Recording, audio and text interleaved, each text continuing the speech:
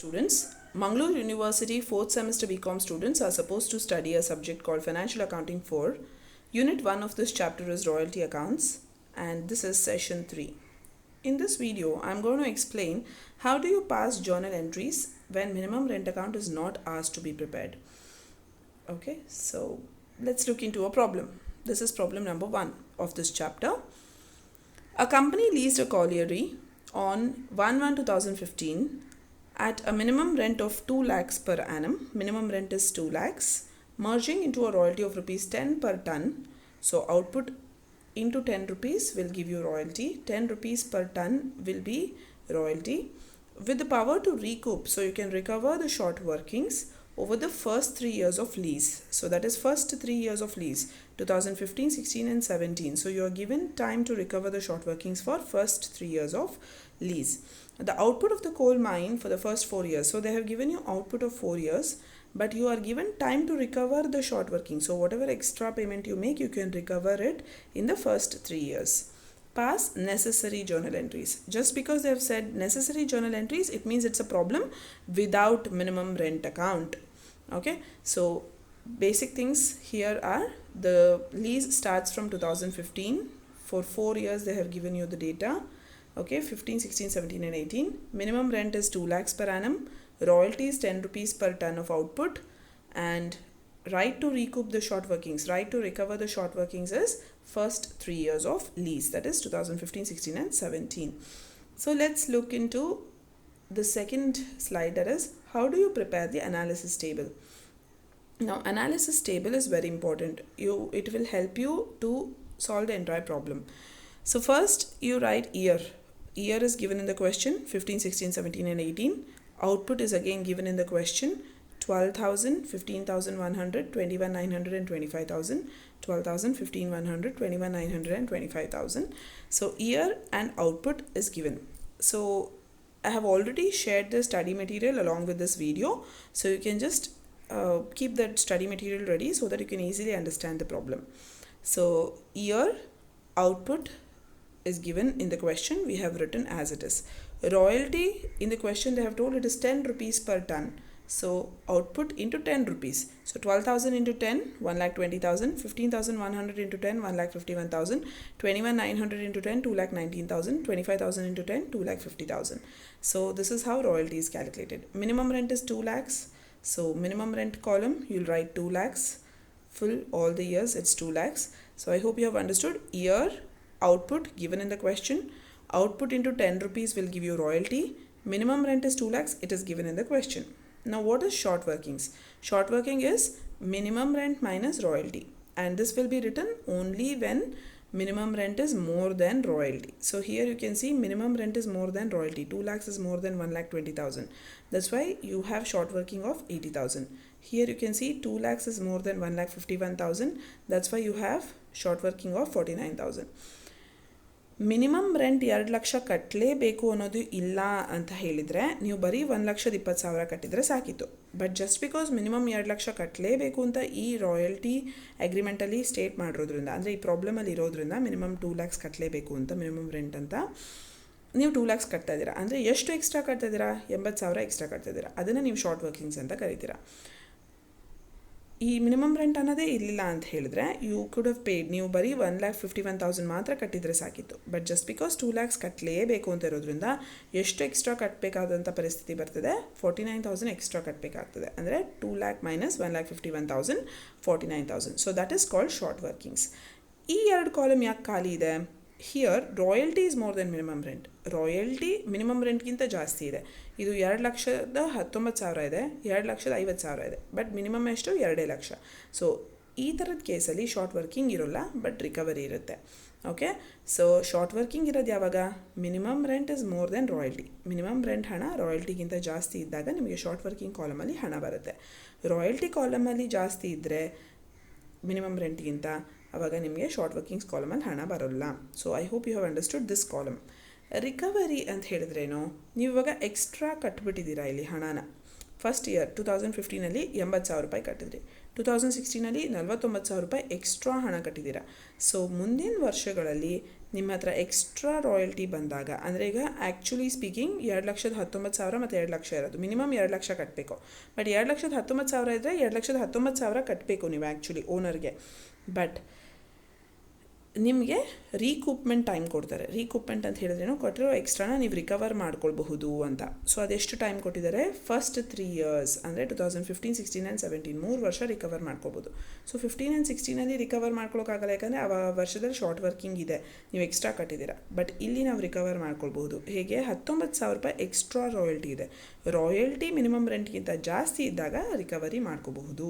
19,000 ರೂಪಾಯಿನ ನೀವೇ ಇಟ್ಕೋಬಹುದು, ಓನರ್ಗೆ ಕಟ್ಟಬೇಕಾಗಿಲ್ಲ. 19,000 ರೂಪಾಯಿ ಎಲ್ಲಿಂದ ಬಂತು, 2,19,000 minus 2 lakhs. So you can retain it with yourself. You need not pay it to the owner.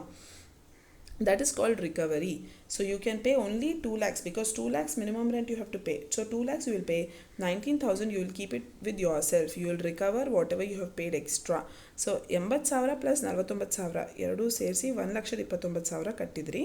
ಅದರಲ್ಲಿ 19,000 ರೂಪಾಯಿ ರಿಕವರ್ ಮಾಡ್ಕೊಂಡ್ರಿ. ಅಂದರೆ ನಿಮಗೆ ಬರೋ ವರ್ಷದಲ್ಲಿ 2,19,000 ಕಟ್ಟೋ ಬದಲು ಬರೀ 2 ಲಕ್ಷ ಕಟ್ಟಿದ್ದೀರಾ, 19,000 ನೀವೇ ಇಟ್ಕೊಂಡ್ರಿ. So you have recovered that amount and remaining will go to irrecovery ಕಾಲಮಲ್ಲಿ ಹಣ ಯಾವಾಗ ಬರುತ್ತಪ್ಪ ಅಂತ ಹೇಳಿದ್ರೆ, ಟೈಮ್ ಪೀರಿಯಡ್ ಮುಗಿದಾಗ. ಅವ್ರು ಎಷ್ಟು ಟೈಮ್ ಪೀರಿಯಡ್ ಕೊಟ್ಟಿರೋದು, ಓವರ್ ಫಸ್ಟ್ 3 years ಅಂದರೆ 15, 16, 17 3 ವರ್ಷ ಟೈಮ್ ಕೊಟ್ಟಿರೋದು. ಸೊ 3ನೇ ವರ್ಷದಲ್ಲಿ ನೀವು ಈ ಕಾಲಮ್ ಟೋಟಲ್ ಮೈನಸ್ ಈ ಕಾಲಮ್ ಮಾಡಿದ್ರೆ ಇದು ಬರುತ್ತೆ.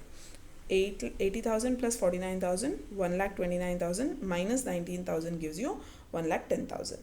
ಓಕೆ, ಅಂದರೆ ನೀವು 1,29,000 ರೂಪಾಯಿ ಎಕ್ಸ್ಟ್ರಾ ಕಟ್ಟಿದ್ದೀರಾ, 19,000 ಮಾತ್ರ ರಿಕವರ್ ಮಾಡ್ಕೊಳ್ಳೋಕ್ಕಾಗಿದ್ದು, ರಿಮೈನಿಂಗ್ 1,10,000 ರಿಕವರಿ ಆಯಿತು. ಇದನ್ನು ನಾವು P&Lಗೆ ಟ್ರಾನ್ಸ್ಫರ್ ಮಾಡ್ತೀವಿ.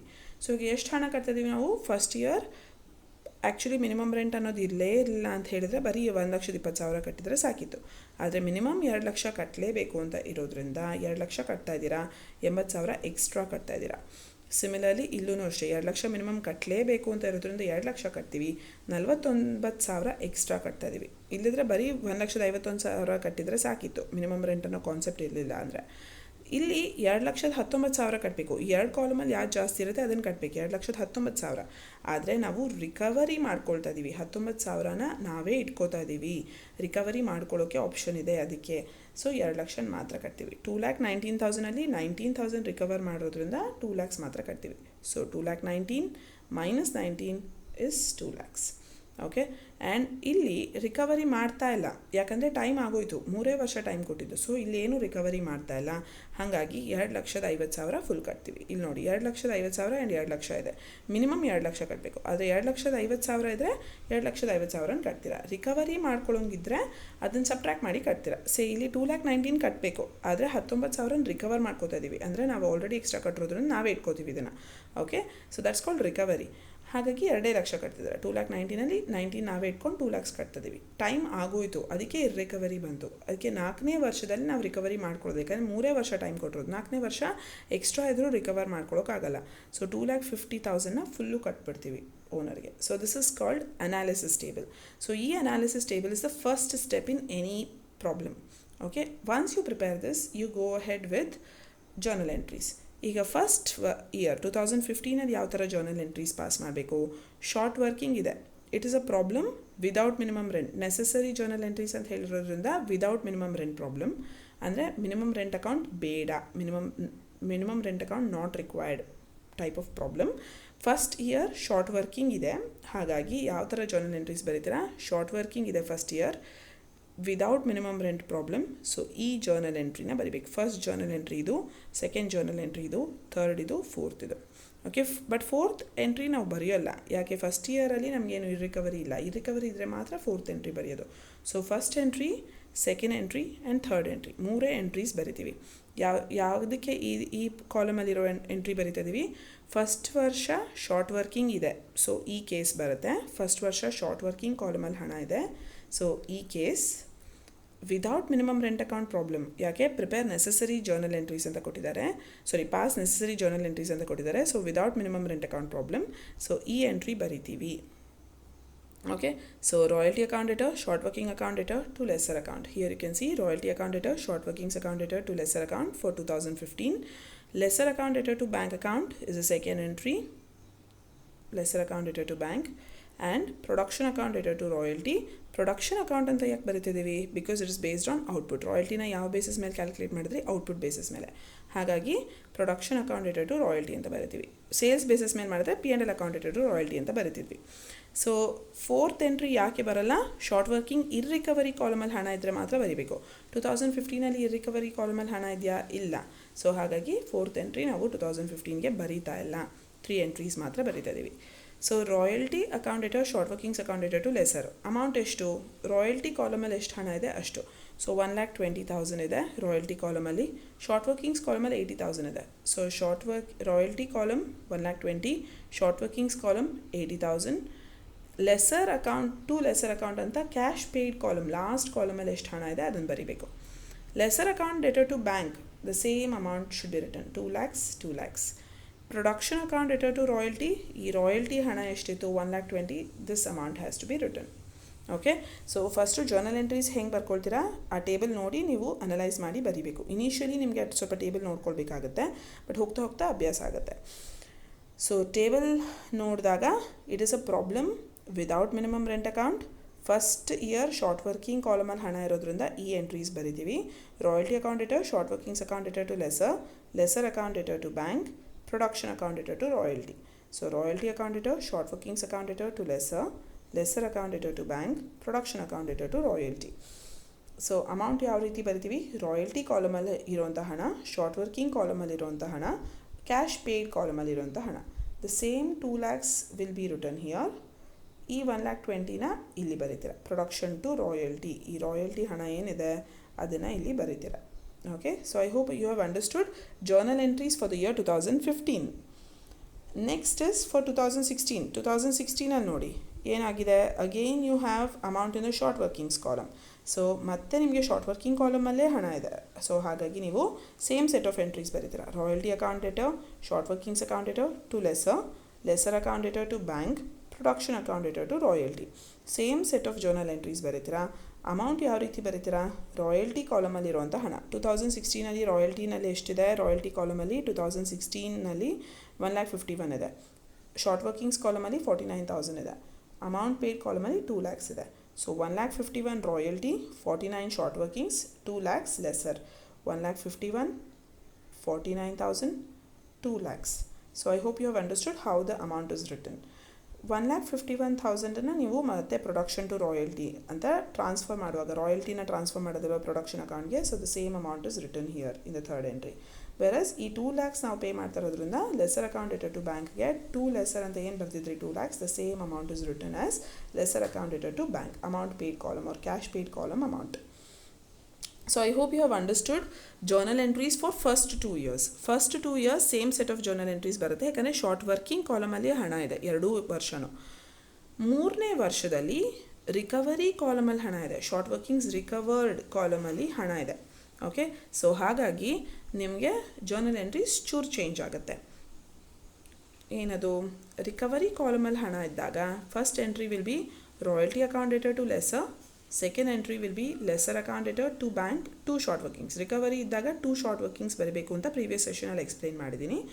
Third entry standard production account related to royalty, but irrecovery ಕಾಲಮಲ್ಲೂ ಹಣ ಇದೆ. ಸೊ ಹಾಗಾಗಿ ಫೋರ್ತ್ ಎಂಟ್ರಿ ಸಹ ಬರುತ್ತೆ. 2017 ಅಂದರೆ 3ನೇ ವರ್ಷದಲ್ಲಿ ನಿಮಗೆ 4 ಎಂಟ್ರಿನೂ ಬರುತ್ತೆ.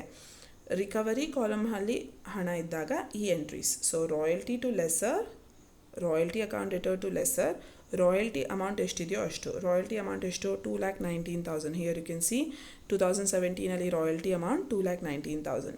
So royalty amount is 2,19,000. Third year royalty account related to lessor. Second entry lessor's account related to bank, 2 short workings. 2,19,000 19,000 recover ಮಾಡ್ಕೊಳ್ತೀವಿ, ನಾವೇ ಇಟ್ಕೋತೀವಿ. ಸೊ ರಿಕವರಿ ಕಾಲಮ್ ಹಣ ಎಷ್ಟು? 19,000. ಪೇಮೆಂಟ್ ಕಾಲಮ್ ಹಣ ಎಷ್ಟು? 2 lakhs. ಸೊ 2,19,000 19,000 ನಾವೇ ರಿಕವರ್ ಮಾಡ್ಕೊಂಡ್ವಿ, 2 ಶಾರ್ಟ್ ವರ್ಕಿಂಗ್ಸ್. 2 lakhsನ ಮಾತ್ರ ಕಟ್ತಿದ್ದೀವಿ. Amount paid column ಎಷ್ಟು? 2 lakhs. ಸೊ ಅದನ್ನು ನಾವು 2 ಬ್ಯಾಂಕ್ ಅಂತ ಬರಿಬೇಕು ಯಾವಾಗಲೂ. So amount paid is 2 lakhs, 19,000 is recovered. So 2 short workings it is 19,000, 2 bank it is 2 lakhs. 2,19,000 2 lakh ರೂಪಾಯಿ ಕಟ್ತೀವಿ, $19,000 ರೂಪಾಯಿ ನಾವೇ ಇಟ್ಕೊಂಡ್ವಿ. ಯಾಕೆ? ರಿಕವರ್ ಮಾಡ್ಕೊಳ್ತಾ ಇದ್ದೀವಿ. ಹಿಂದಿನ ವರ್ಷಗಳಲ್ಲಿ ಎಕ್ಸ್ಟ್ರಾ ಕಟ್ಟಿರೋದ್ರಿಂದ ಆ 19,000 ನಾವೇ ಇಟ್ಕೋತೀವಿ. That's called recovery. Okay. Next production account to royalty. Production account debtor to ರಾಯಲ್ಟಿನಲ್ಲಿ ಯಾವಾಗಲೂ ರಾಯಲ್ಟಿ ಅಕೌಂಟ್ ಡೆಟರ್ ಅಂತ ಏನು ಅಮೌಂಟ್ ಬರೆದಿರ್ತೀರ ಅದೇ ಹಣನ ಇಲ್ಲಿ ಟ್ರಾನ್ಸ್ಫರ್ ಮಾಡಬೇಕು. Next you have P&L account debtor to short workings. ಈ ಎಂಟ್ರಿ ಯಾಕೆ ಬರ್ತಾ ಇದೆ ಈ ವರ್ಷದಲ್ಲಿ? 2017 you have short workings irrecovery. 2017 ನೀವು ನೋಡ್ಬೋದು ಇರ್ರಿಕವರಿ ಕಾಲಮಲ್ಲಿ ಹಣ ಇರೋದ್ರಿಂದ ಫೋರ್ತ್ ಎಂಟ್ರಿನೂ ಬರೀತೀರಾ. What is a fourth entry? P&L account debtor to short workings. So P&L account debtor to short workings irrecovery ಕಾಲಮಲ್ಲಿ ಎಷ್ಟು ಹಣ ಇದೆಯೋ ಆ ಅಮೌಂಟನ್ನು ಇಲ್ಲಿ ಬರೀತೀರಾ. Being short workings irrecovered transfer to P&L account.